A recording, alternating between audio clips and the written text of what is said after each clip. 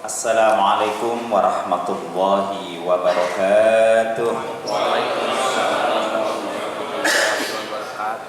Alhamdulillahirabbil alamin wa bihi nasta'inu ala umuri dunya waddin. Sayyidina Muhammadin wa ala alihi wa ashabihi ajma'in. Amma ba'd. Qala Allah ta'ala fil kitabihil karim. A'udzu billahi minasyaitonir rajim. Ya ayyuhalladzina amanu taqullaha wal tandur nafsum ma qaddamat lighad. Wattaqullaha innallaha khabirum bima ta'malun. Shadaqallahul azim. Bapak Ibu teman-teman yang dirahmati Allah Subhanahu wa taala, bersyukur senantiasa kita kepada Allah atas segala rahmat, taufik dan inayahnya, dimudahkannya kita untuk senantiasa melakukan aktivitas. Semoga seluruh aktivitas yang senantiasa kita lakukan tercatat di sisi Allah Subhanahu wa taala sebagai sedekahun jariyah yang akan memperberat timbangan amal kebajikan kita kelak di yaumil qiyamah. Apa kabar semuanya? Alhamdulillah. Nah, gitu ya. Kalau saya tanya apa kabar, biasanya jawabnya pakai yel-yel dan gerakan tangan. Alhamdulillah, luar biasa, Allahu Akbar. Bisa? Berani coba? Baik, coba ya. Bapak Ibu teman-teman, apa kabar semuanya? Alhamdulillah, luar biasa. Baik, lumayan lah ya. Baik, siang ini bersama dengan saya kita akan berbicara tentang dahsyatnya hasil muhasabah. Pada rentang waktu yang cukup terbatas ini, saya coba akan berbicara secara simpel, mudah-mudahan bisa maksimalisasi waktu yang ada. Ketika menyebut muhasabah, pastinya kita orang-orang beriman sudah tahu semua apa itu arti muhasabah, pastinya. Nah, tapi seringnya karena kita mencari padan kata muhasabah dalam introspeksi misalnya, kesannya bagi orang awam di luar perkantoran, introspeksi itu apa ya? Pasti begitu. Kalau orang perkantoran pasti paham. Nah, makanya saya ambil arti kata muhasabah menurut ulama.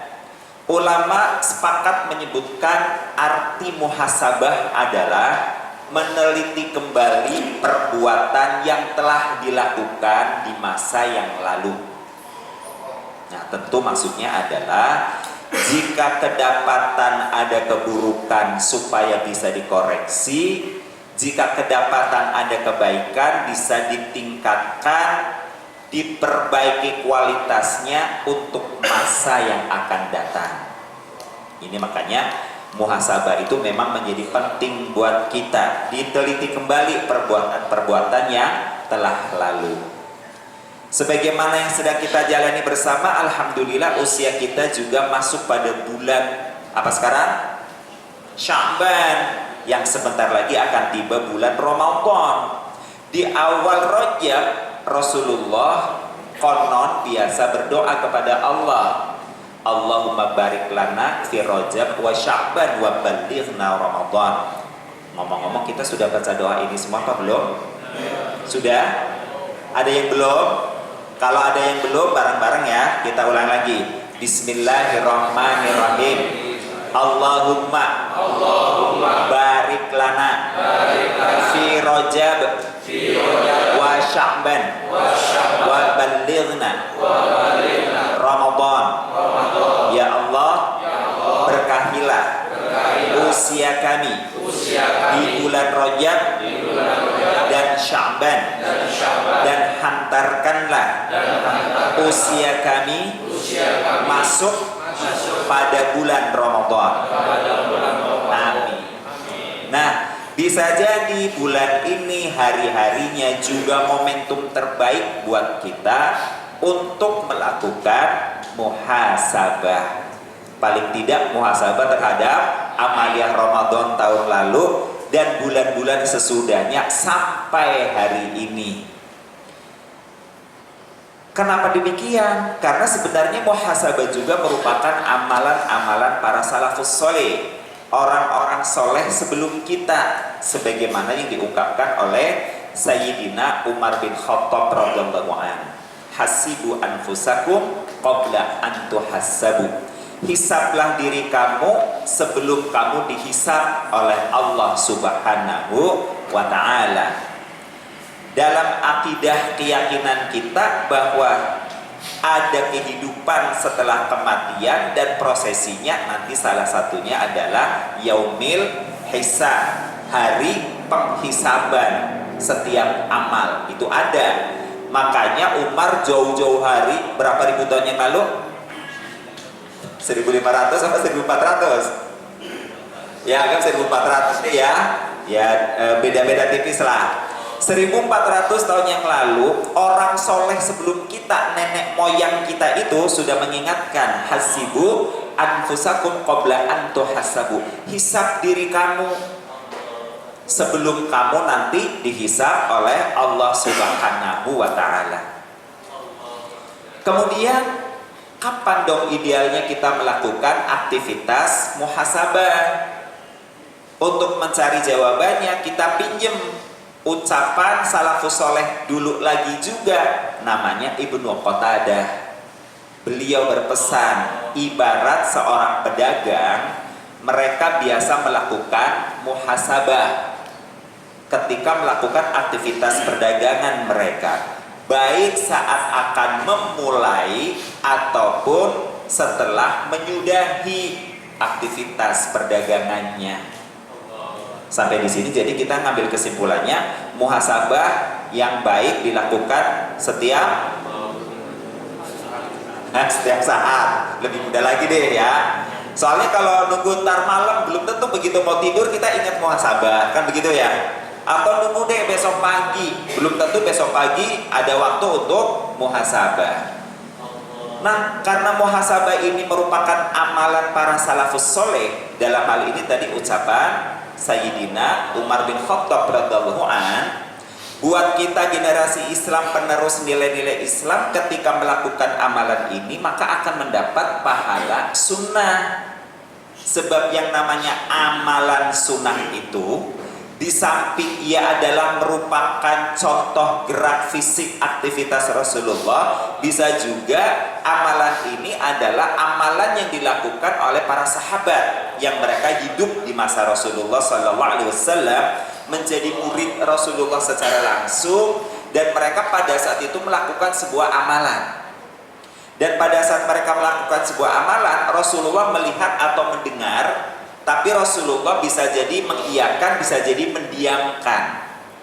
Ketika itu didiamkan atau diiyakan oleh Rasulullah SAW dan orang-orang sesudahnya mengikuti amalan ini, maka ini menjadi amalan yang bernilai sunnah atau dapat pahala sunnah. Nah, cuma saya punya catatan kaki nih.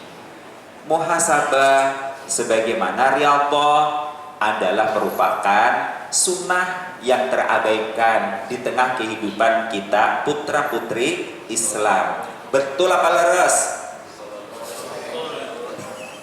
Betul apa leres? Ini sisa catatan kaki saya aja ya. Kalau mau lebih bukti lagi, yuk coba kita tester tentang olahraga. Siapa di antara antum yang hadir sekarang ini dalam satu pekan sudah berolahraga lebih dari 3 kali? Angkat tangan.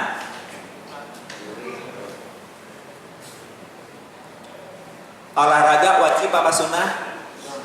Kedudukan syariatnya bisa jadi sunnah, tapi kita abaikan. Padahal itu pahalanya gede banget. Bukan gede aja, gede banget. Nah, muhasabah demikian juga. Siapa di antara yang hadir sekarang ini yang tadi pagi sudah bermuhasabah?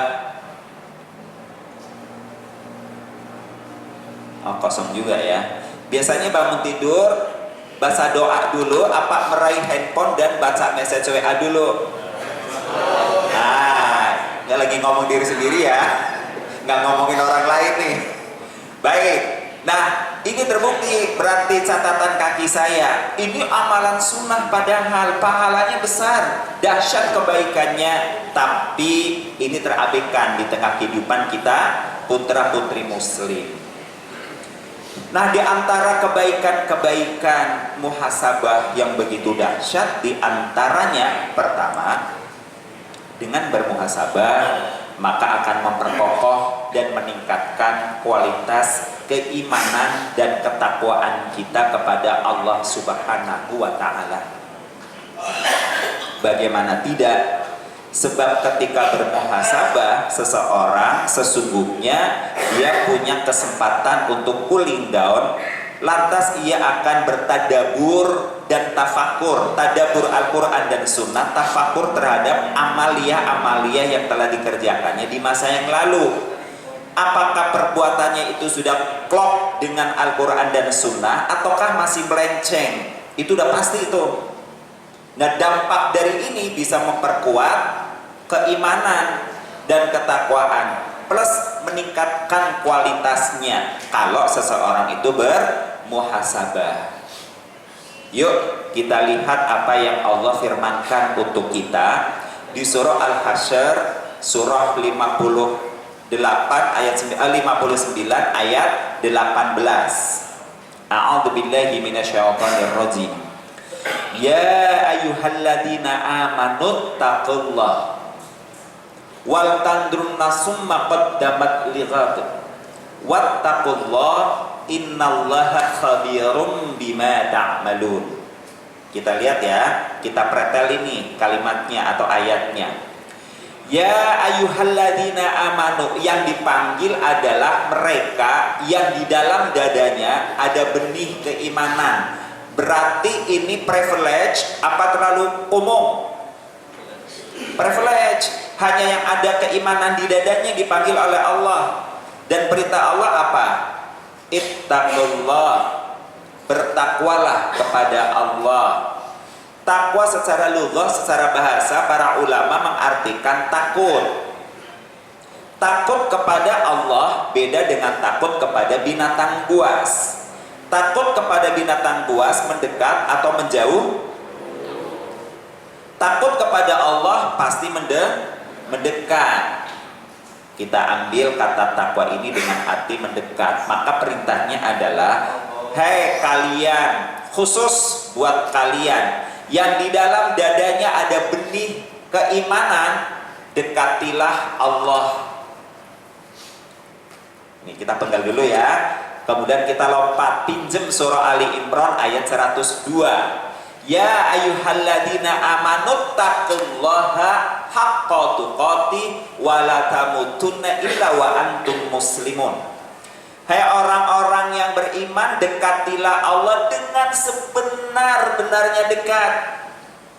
Dan jangan sekali-kali kamu mati kecuali dalam keadaan berserah diri kepada Allah Subhanahu wa Ta'ala. Haqqa tuqatih, dekatilah Allah dengan sedekat-dekatnya. Kita tadaburi ini ayatnya. Yang dipanggil, yang punya nilai keimanan, diperintahnya mendekat kepada Allah dengan sedekat-dekatnya.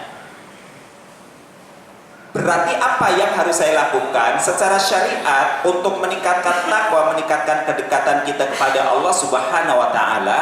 Bisa ditempuh melalui jalur-jalur ritual, betul? Sholat 5 waktu, puasa Ramadan, bersedekah, berhaji, itu bagian untuk mendekatkan diri kita kepada Allah Subhanahu wa Ta'ala. Tapi perintah Allah kok haqqa tuqatih ya, sebenar-benarnya takwa, sedekat-dekatnya kepada Allah Subhanahu wa Ta'ala. Nah, baru kita tafakur. Berarti itu kan tadi nilai amal, ya gerakan fisik yang ke situ. Ternyata kalau kita mau bertafakur sedikit saja tentang ayat-ayat Allah, gak usah yang di luaran sana dulu, yang ada di badan kita, tubuh kita. Wa fi anfusikum, kata Allah, dan apa yang tertera di dalam dirimu sendiri itu juga ada tanda-tanda kebesaran Allah, ada ayat-ayat Allah. Wujudnya apa? Nah di sini karena korelasinya kan tadi meningkatkan iman dan takwa, bukan hanya keberadaannya tapi kualitasnya kita tingkatkan. Yuk kita lihat secara fitrah, biologis kita ini, fisik kita ini dari lahir akan bergerak, bertumbuh, betul? Oke. Lahir dalam keadaan bayi. Bayi bertumbuh menjadi anak-anak. Anak-anak bertumbuh menjadi dewasa. Dewasa bertumbuh menjadi tua. Kalau sudah tua bertumbuh menjadi apa? Menjadi mayat.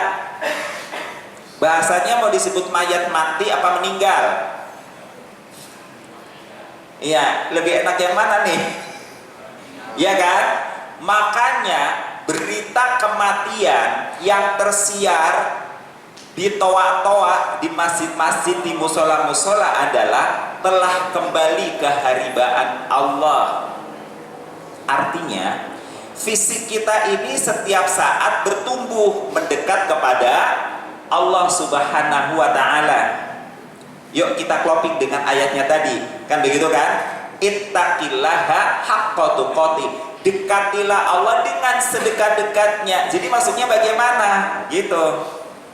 Maksudnya adalah fisik kita ini, jasad kita ini bertumbuh mendekat kepada Allah. Maka jangan biarkan hanya dia saja, tapi jiwa kita, amal-amal spiritualitas kita di samping yang ubudiyah tadi juga hendaknya bertumbuh. Dengan kata lain, jika badan bertumbuh menjadi dewasa, maka spiritualitas kita, otak kita harus semakin dewasa, harus berimbang. Ini yang namanya haqqo tuqati. Jangan biarkan hanya badan saja yang mendekat kepada Allah, sementara maaf, cara berpikir, cara berbuat masih menjauh. Itu namanya split ketakwaan. Padahal yang Allah minta haqqo tuqati itu terjadi perkawinan, persenyawaan. Jangan badannya bertumbuh menjadi tua, tapi maaf, otaknya masih anak-anak. Wujudnya apa? Wujudnya adalah makin tua, makin ngambekan. Ini watak anak-anak apa watak orang tua? Kebanyakan terjadi pada anak-anak atau orang tua. Nah, ngambekan itu kan watak anak-anak. Harusnya makin tua jangan ngambekan, makin tua jangan aleman. Maksudnya aleman itu adalah kerja maunya dialemin. Kalau nggak dialemin dia nggak semangat bekerja. Nah, itu namanya split ketakwaan. Harusnya haqqo tuqati. Badan bertumbuh makin menua, makin mendekat kepada Allah, mestinya ibadahnya juga semakin berkualitas. Rasa syukurnya harus semakin bertambah. Sikap perilakunya harus semakin arif, bijaksana. Antara otak kiri dengan otak kanannya harus sudah mulai terkoneksi. Jangan sikap perilakunya hanya matematis, materialistis, dan emosional semata-mata. Tidak ada unsur arif bijaksananya. Itu maunya Allah tuh begitu. Harus klop. Sehingga semakin tua usia badannya, bahkan tampak ketuaannya, sikapnya harusnya semakin arif bijaksana. Ibadahnya semakin berkualitas, hubungan sosialnya semakin baik. Jangan makin tua udah ngerti susah nyari teman, asal ada teman dimusuhin mulu. Itu terjadi di Amerika apa teng Ameriki. Orang kadang sadar gitu kan. Kalau udah 30 tahun, 40 tahun kita suka kehilangan teman-teman. Iya, tapi asal ada teman datang dimusuhin mulu, dicari kekurangannya mulu. Itu perbuatan anak-anak apa orang dewasa? Maunya Allah, orang bertakwa itu haqqo tuqati, sehingga Allah melarang kita mati. Wala tamutunna illa wa antum muslimun.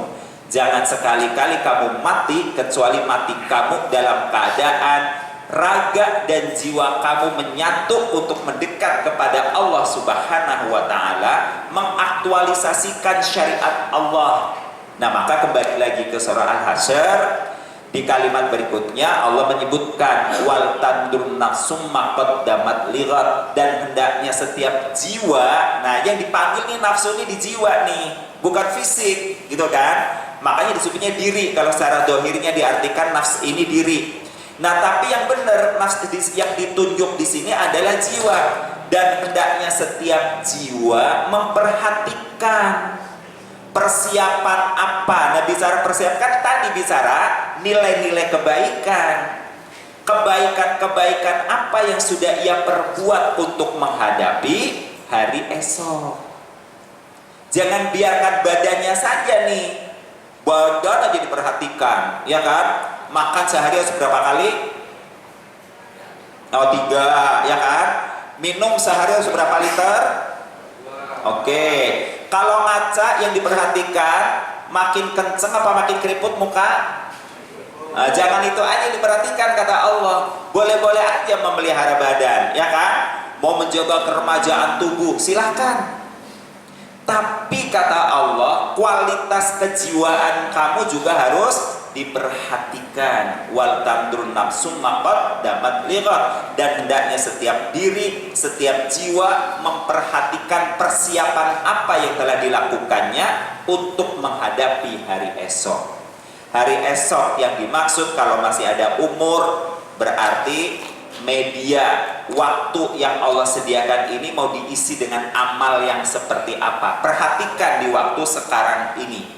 Jikalau kemudian takdir kematian didekatkan oleh Allah Subhanahu wa Ta'ala, maka yang dimaksud persiapan menghadapi hari esok. Esok yang dimaksud adalah kehidupan setelah kematian. Namun kan Allah bilang wala tamutunna illa wa antum muslimun. Jangan sekali-kali kamu mati kecuali dalam keadaan bersenyawa, bersinergi, sefrekuensi, segelombang dengan nilai-nilai Islam.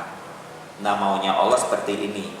Dan kemudian masih ditambah lagi dengan kalimat wattaqullah, diulang lagi perintah takwanya. Dan tetap dekatilah Allah. Innallaha khabirum bima ta'malun. Sesungguhnya Allah senantiasa memantau semua gerak-gerik amal perbuatan kamu. Imam Hasan Al-Basri menambahkan, sesungguhnya Allah senantiasa memantau setiap gerak amalan kita.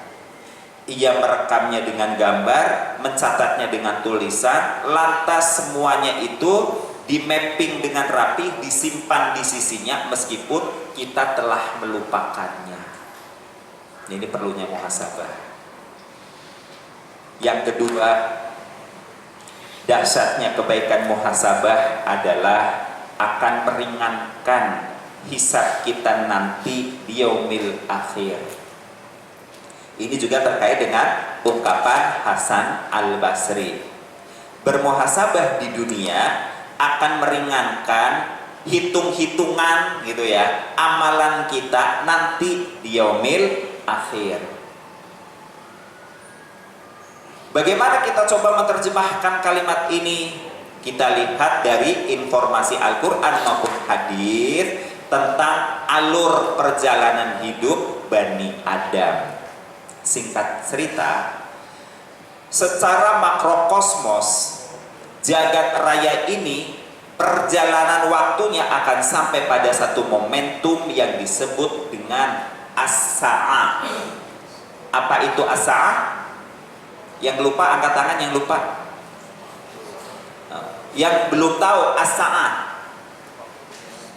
Iya, waktu as-sa'ah, betul. Tapi untuk makna pada akhirnya sampai terjadi as-sa'ah yang sesungguhnya, waktu yang ditentukan, yakni terjadinya kehancuran jagat raya, di mana payung makrokosmos yang sekarang Allah kembangkan yang konon katanya berasal dari satu titik kabut nebula, maka jagat raya makrokosmos ini akan kembali dikuncupkan payungnya oleh Allah Subhanahu wa Ta'ala. Tak ayal benda-benda angkasa makrokosmos ini sendiri akan terjadi benturan dan meledak, kemudian kembali menjadi kabut nebula.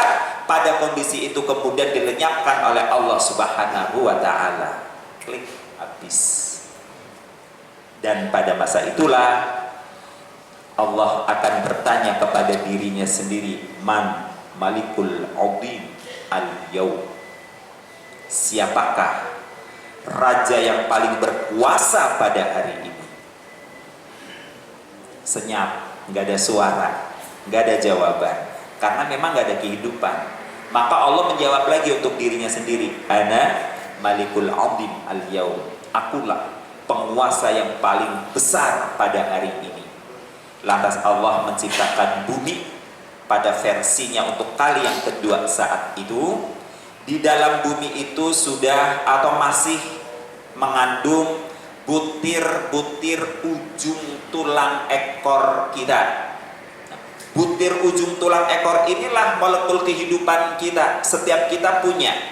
Dan butir ujung tulang ekor ini tidak hancur meskipun dipanggang di suhu 6000 derajat Celcius. Nah itu nanti kembali terhampar tuh di seluruh persada bumi yang telah diciptakan oleh Allah untuk kali yang kedua. Allah lantas akan mengirim awan yang konon mengandung unsur sel sperma. Awan yang mengandung unsur sel sperma ini kemudian turun ke bumi, bertemu dengan butir-butir ujung tulang ekor kita, maka butir-butir ujung tulang ekor ini bertumbuh seperti cendawan di musim hujan. Semua kita pada saat itu akan bangkit, itulah kiamat. Maka harinya disebut yaumil qiyamah atau yaumil ba'tsah, hari berbangkit. Lantas Allah menggiring kita dengan api untuk berhimpun di sebuah tanah yang lapang. Tanah yang lapang itu disebut padang, berhimpun itu disebut mahsyar. Maka pada hari itu harinya disebut yaumil mahsyar, hari berhimpun di padang yang luas. Di mana titik kumpulnya? Pemahaman saya, titik kumpul kita itu nanti kemungkinan di wilayah Syam, Palestina, Yordan, Lebanon, Syria. 4 negara inilah titik kumpul kita. Karena bisa jadi nanti kita pun ketika meniti as-sirat mau menuju surga, kita akan menujunya ke anak tangga yang ada di komplek Masjidil Aqsa. Karena konon ketika Rasulullah Mi'raj ke Sidratil Muntaha, itu kan beliau bertolak dari Masjid Kubah emas. Nama masjidnya apa, ada yang tahu? Dome of the Rock. Ya, itu bahasa mana? Kalau bahasa Indonesianya apa? Dome of the Rock. Ya, Kubah emas. Yaudah pokoknya Kubah emas lah ya.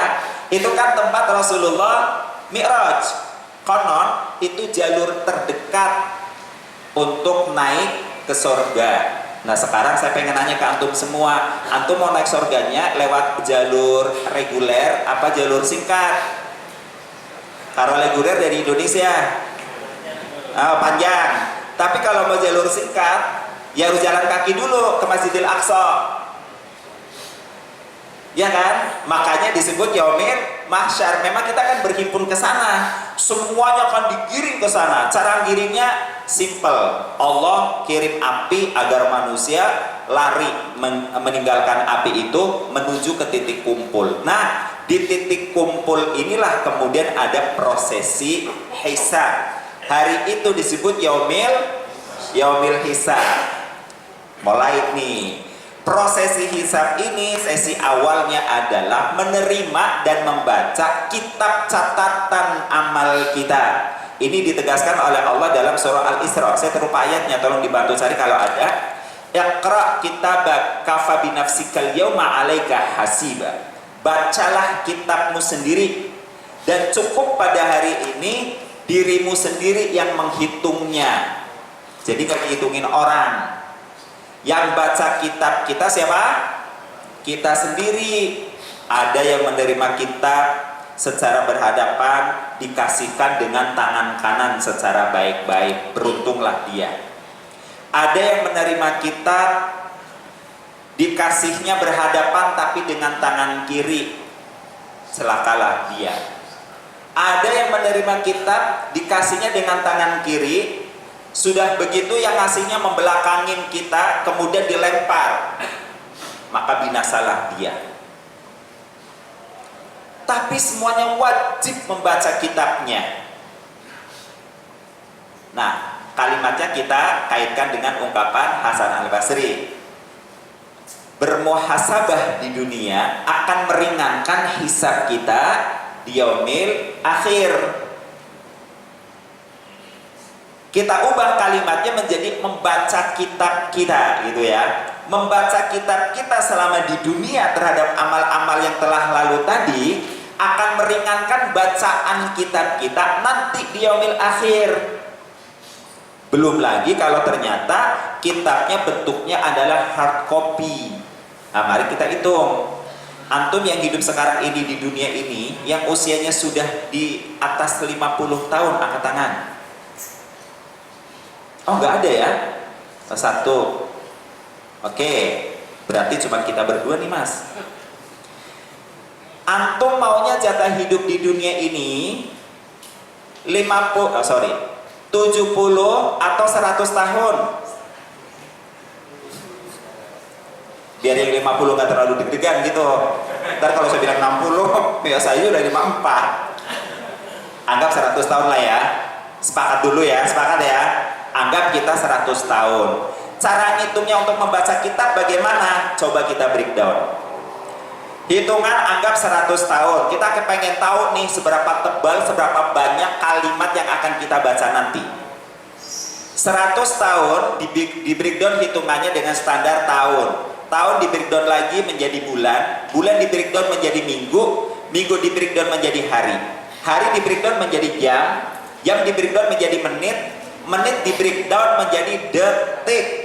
Di setiap detik kehidupan yang kita lakukan, setiap itu pula angka dan huruf diketik, klik, klik, klik. Pertanyaannya, 100 tahun itu ada berapa bilion detik? Itu dulu deh. Ya kan? 1 menit kan 60. 1 jam berapa? Nah, 6 kali 24. Ketahuan? Nah, oke, udah tinggal hitung aja dah tuh. Maka pertanyaannya, ada berapa bilion huruf yang harus kita baca nanti di yaumil hisab?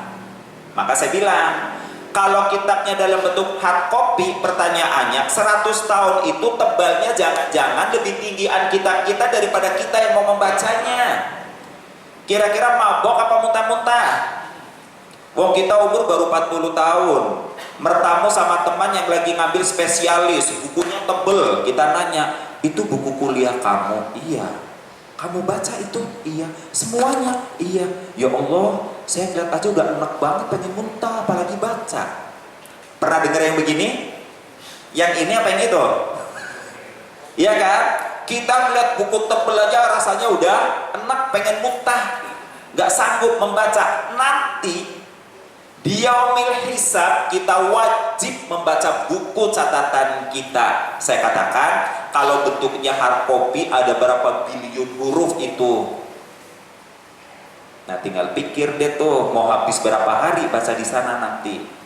Kalau saya sih nanyanya begini, kita ingin nanti di yaumil hisab ketika terima kitab, mau bacanya dari halaman mana?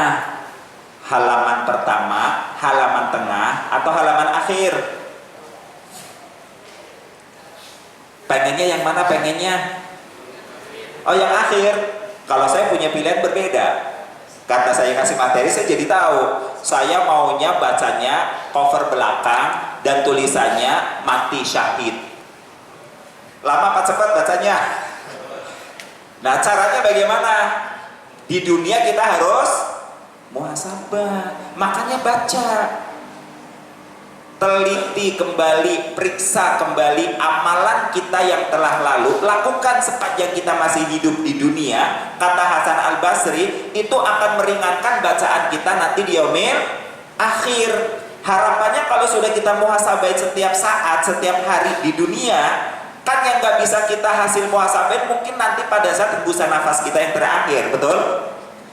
Kita udah gak mikir lagi pada saat itu, karena setelah nafas keluar gak ada waktu untuk muhasabah, kecuali nanti langsung, ya kan? Muhasabahnya baca buku. Saya ulang, kalau begitu mau baca bukunya dari halaman pertama, tengah, atau akhir? Cover belakang, takbir, Allahu Akbar. Nah itu ya, jadi dahsyatnya kebaikan muhasabah.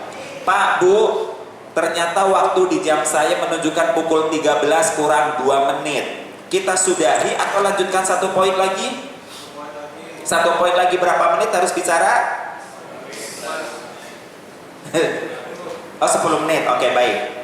Yang ketiga, padahal sudah coba dimaksimalisasikan ya. Yang ketiga Pak Bu, dahsyatnya kebaikan muhasabah adalah menjaga fitrah kesucian jiwa kita. Nah ini hebatnya dengan bermuhasabah. Sebab apa?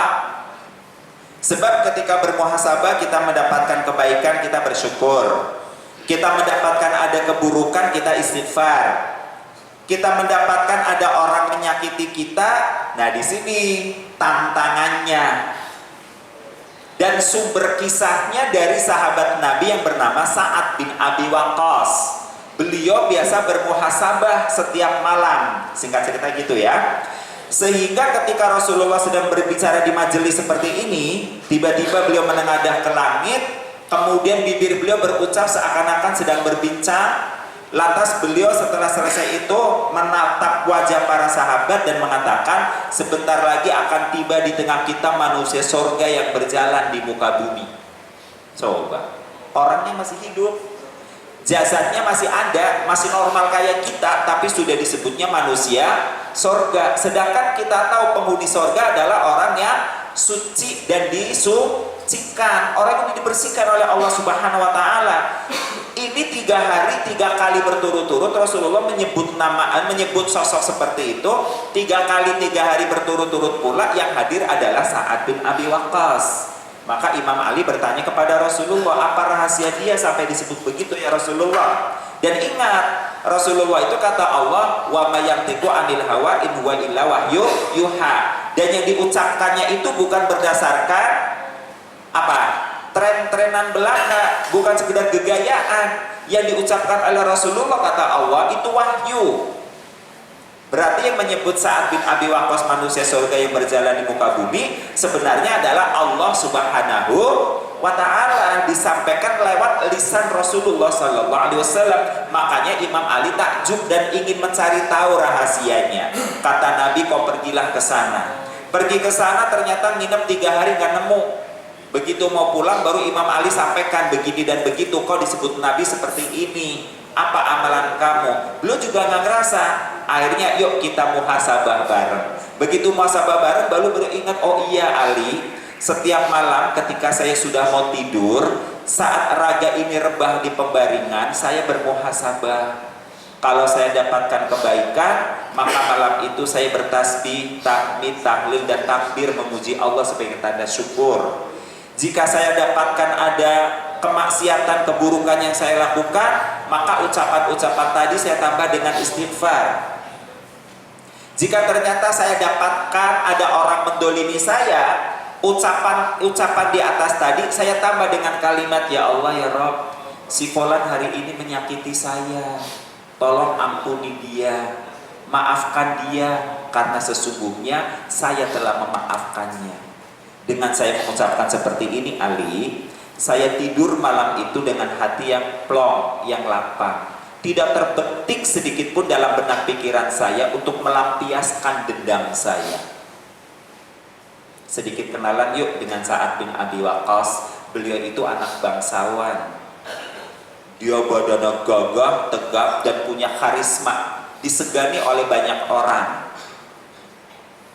Nah, sampai di sini berarti beliau punya kekuatan apa banyak kelemahan? Oh, lazimnya orang kuat, anak orang kaya Pak Bu, kalau disakitin orang, oh itu orang bisa ditendang-tendang. Ada yang begitu? Oh, ada, bisa begitu. Tapi Sa'ad bin Abi Waqqas, no, beliau nggak mau melakukan itu. Cukup dia katakan ampuni dia, maafkan dia. Dan tahukah kita, tidurnya Sa'ad bin Abi Waqqas di malam itu dalam hati yang bersih, jiwa yang suci, nggak ada ghil.